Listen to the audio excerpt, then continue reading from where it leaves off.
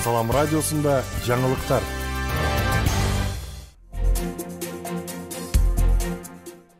Облус башчысы Баткен шаарынын эли менен жолукту.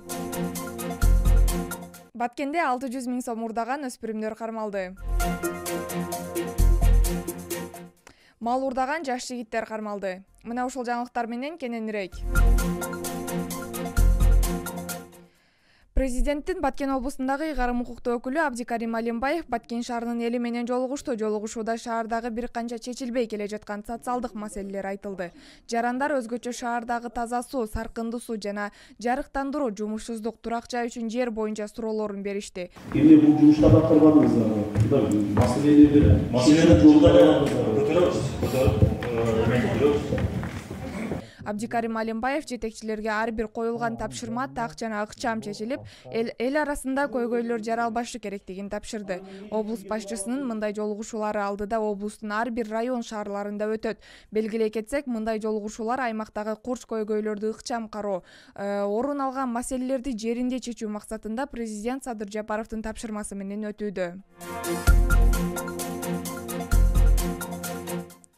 Баткен шаарындагы Асылбек соода борборунун сатуучусу 17 мартка караган түнү белгисиз жарандар анын дүкөнүнүн эшигин бузуп киришип, 600 000 сомго жакын акчасын урдап кеткендигин билдирип, милицияга кайрылган. Рейдтик иш-чаранын жүрүшүндө Баткен районунун 15 жаштагы жана Жалал Абад облусунун Базар Коргон шаарынын 18 жаштагы тургундары Бишкек шаарынан кармалды. Кылмышка шектүү өспүрүмдөр урдалган акчага сатып алынган телефондор,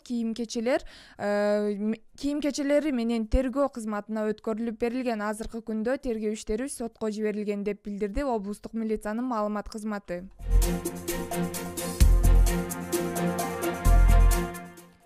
2 апрелге караган түнү Кадамжай районунун Майдан айыл аймагынын тургуну мал сарайындагы бир баш ноопазын жоголгонун айтып милицияга кайрылган. Милиция кызматкерлери бул багытта мал урдоо иш-чарасынын жүрүшүндө Масалиев айыл аймагынын Какыр айылынын 19 жаштагы жана 25 жаштагы тургундарын аныктап кармашты. Урдалган мал өз ээсине кайтарылып берилди деп билдирет облустук милициядан.